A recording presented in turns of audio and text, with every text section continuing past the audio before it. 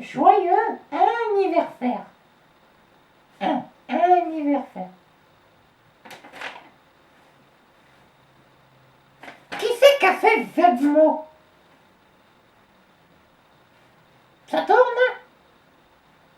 Oh oh.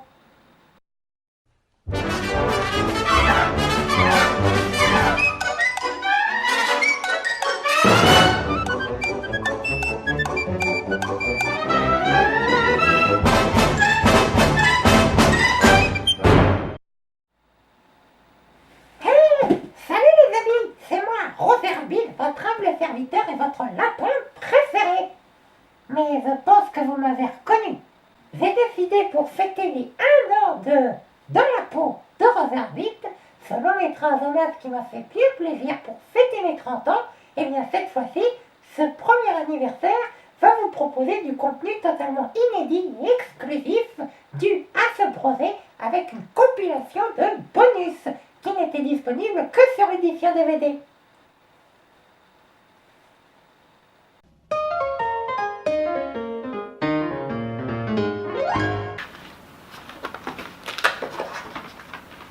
Dès que Richard Willem passa aux commandes de l'animation, il représenta Roger selon la vision de Zemeckis.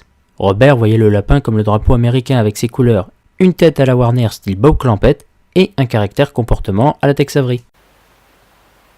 Mais pourquoi ces influences en particulier? D'abord pour la cohérence design entre tous les Looney Tunes et ensuite pour l'impact qu'a laissé Bob Clampett dans le monde de l'animation traditionnelle. Bob Clampett était l'un des esprits les plus excentriques qui ait jamais travaillé dans l'animation, et peut-être dans le cinéma en général.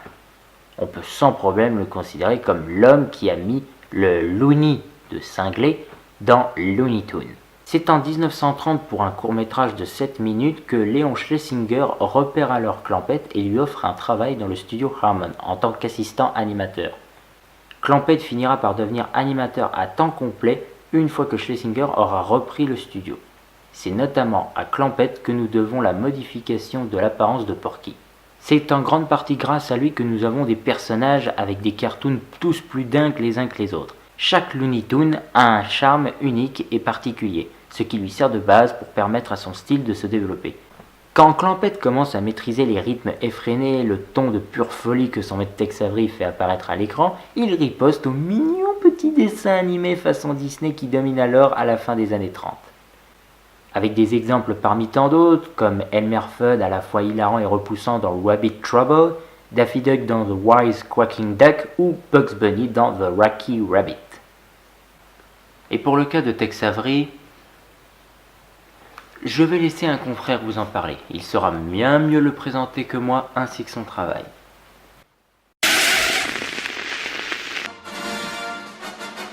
J'ai tout dit, allez, salut!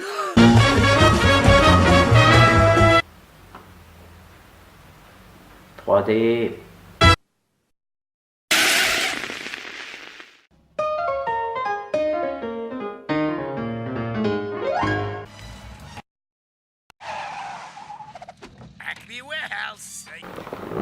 Rendons-nous dès à présent dans les différents lieux, dont celui de la scène de crime.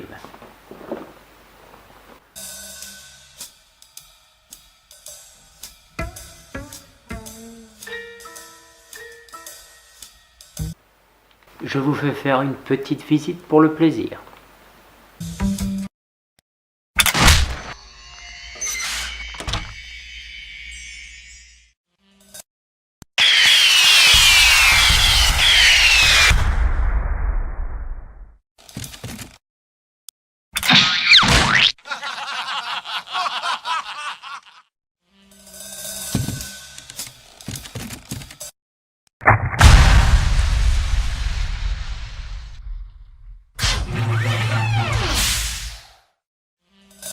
Comme vous le savez maintenant, les dégâts des armes issues des dessins animés peuvent être aussi bien infligés aux toons qu'aux humains. En revanche, il n'est pas affirmé ni confirmé que les armes provenant de la réalité appliquées dans un monde réel ou celui de Toonville peuvent faire quelque chose aux toons, contrairement aux humains. Vous l'aurez compris, les toons sont les plus gros consommateurs de ce genre de produits et tout particulièrement un coyote dont on reparlera. Il faut savoir toutefois que l'usine Acme existe bel et bien, mais dans notre monde, elle s'est spécialisée dans les caméras de surveillance qui se placent sur certains types de véhicules. La compagnie propose aussi bien aux humains qu'aux Toons une large gamme de produits complètement insolites et farfelus à utiliser dans des situations qui se veulent comiques.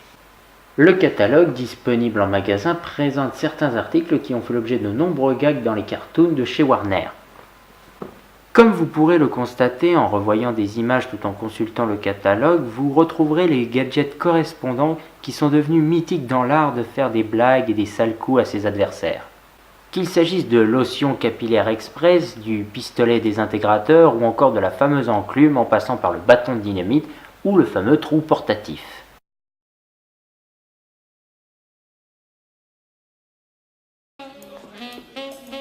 Hey, Chisel, dis un peu ça. Vous avez vu ça?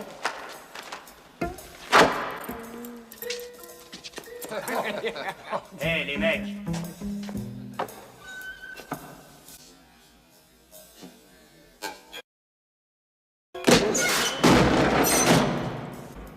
Vous ne vous appelez pas Eddie Valiant? Vous avez changé votre nom en Jack Daniels. En fait, vous saviez que j'aurais dû avoir ma propre série animée? Devenir en dehors des dessins animés qui sont en intro de film ou dans les bonus du DVD original, du vrai film. J'aurais dû avoir une série Roger Rabbit qui racontait la suite de mes aventures, dans un ton assez similaire au film, en faisant équipe avec un véritable personnage en chair et en os pour résoudre des enquêtes. Mais ça n'a pas eu lieu malheureusement.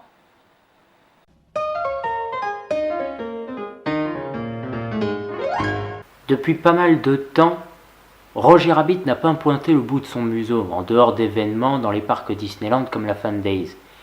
Pourtant, Disney a tenté de créer une série lui rendant hommage sans l'avoir pour héros principal, sans plus d'explication, reprenant le concept d'une enquête policière mêlant toon et humain, et a appelé ça Bonkers. Bonkers est un chat sauvage, semblable à un lynx roux, anciennement star de cartoon et reconverti malgré lui en apprenti policier. Il va enquêter sur diverses affaires où sévissent des toons malfaisants sur Hollywood au service de celui qu'on appelle le collectionneur. Il sera accompagné pour ça de collègues aussi bien toons qu'humains, dont Lucky Pickwell et Miranda Wright. La série surfe sur le succès du film de Roger Rabbit et ne cache pas son inspiration avec divers éléments reconnaissables de façon évidente. Le héros est une star de cartoon déchu qui fait équipe avec un être humain. Son partenaire n'a pas les toons à la bonne.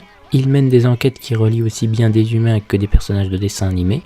On voit apparaître dans leurs différentes affaires d'autres toons, mais plus spécifiques à Disney, notamment Mr. Mask. L'un des bras droits du grand méchant est une fouine semblable à celle de Roger, nommée Wacky Weasel. Quant au grand méchant qu'est le collectionneur, difficile à qualifier, mais pour faire simple, c'est un toon. Au passage, j'en profite pour remercier tous les vidéastes qui ont apporté leur approfondissement à travers ce long métrage avec toutes les infos dont je n'avais moi-même pas pris connaissance avant l'arrivée du projet fini. Donc, merci encore à eux, ils sont cités dans les crédits de la vidéo originale et sans plus attendre, on enchaîne avec de nouvelles anecdotes. Si Roger Rabbit est un digne successeur des personnages de dessins animés ayant combiné 3 styles mythiques, alors Bonkers est un digne successeur de Roger Rabbit. Bien que le personnage existait déjà en 1991 dans le feuilleton jeunesse Road Toonage sous le nom de Here's Bonkers, aux côtés du marsupilami à l'époque propriété de Disney, la série se déroula de 1993 à 1995 sur 3 saisons avec 65 épisodes de chacun 30 minutes. On observe notamment une évolution graphique entre les 2 saisons avec le changement de partenaire d'enquête pour notre héros. Ainsi, les plus nostalgiques d'entre vous auront pu certainement en profiter, que ce soit par ses aventures à la télévision ou en jeu vidéo. Mais toujours est-il que vous pourrez retrouver ce programme sur la future plateforme Disney+. Les similitudes avec Roger Rabbit auraient pu donner suite à un épisode crossover entre le lynx en uniforme de police et le lapin en salopette rouge. Mais pour une question de droit non obtenu, ça n'a jamais pu se faire, tout comme l'idée d'une suite directe des aventures de Roger. Ce ne sont pourtant pas les tentatives qui ont manqué dans les années 90. En termes de scénario, l'un d'entre eux avait proposé les débuts de Roger en pleine Seconde Guerre mondiale, mais l'idée fut abandonnée par Spielberg qui venait de réaliser la liste de Schindler et ne souhaitait pas renouveler la satire des nazis. Quant à la technique, ce fut le travail de Tom Bancroft et Eric Gaglione, sous la direction de Eric Goldberg et non Richard Williams, qui proposèrent un aperçu du rendu qu'aurait Roger Rabbit avec les moyens modernes. Et pour finir, tout en restant raccord avec ce bonus qui proposait une fin ouverte à mes aventures, je vous propose en exclusivité la scène post-crédit du long métrage dans la peau de Roger Rabbit. C'est à vous de l'interpréter comme vous l'entendez. En attendant de nouvelles aventures, moi je vous dis à la prochaine!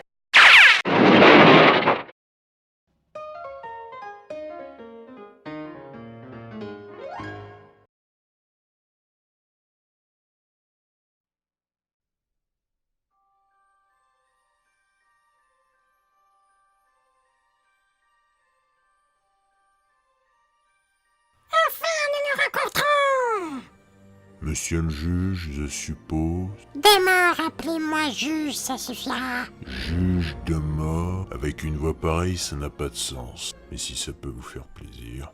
J'éviterai de me faire remarquer à votre place. Quand on veut tirer profit d'une culture populaire dont on ne connaît absolument rien. Je suis pas venu ici pour qu'on me dise comment les affaires marchent. Et qu'est-ce que c'est que cette chaussure? Un vieux souvenir nostalgique du temps où j'avais un certain pouvoir sur ce qui pourrait vous intéresser. Si vous m'avez fait venir pour monter une ligne de chaussures ridicule, je vais vous faire regretter de m'avoir fait perdre mon temps. T'as intérêt à te tenir à carreau face de plomb quand le patron parle. T'as un problème, la belette? La benette, c'est une fouine. Et ensuite, ouais, elle a un problème. Mon problème ressemble à Colossus déguisé en Clark Kent. C'est pas contre vous, mais on peut en venir au fait parce que j'ai mon début de migraine qui me reprend. Dites qu'on vous dérange directement, monsieur l'homme de main. Non, mais c'est pas ça, mais j'ai vraiment de sérieux maux de tête qui... Désolé, Sorrento. Bon, venons-en au fait. C'est simple. Vous faites en sorte de supprimer le lapin, ses proches et tous ceux qui leur viendraient en aide et donc nuire à nos affaires. Et nous vous offrons un tout nouveau terrain de jeu, Toonville. Vous étendez votre marché et tous ceux qui refusent d'y contribuer seront effacés de l'équation. Et nous profiterons du succès.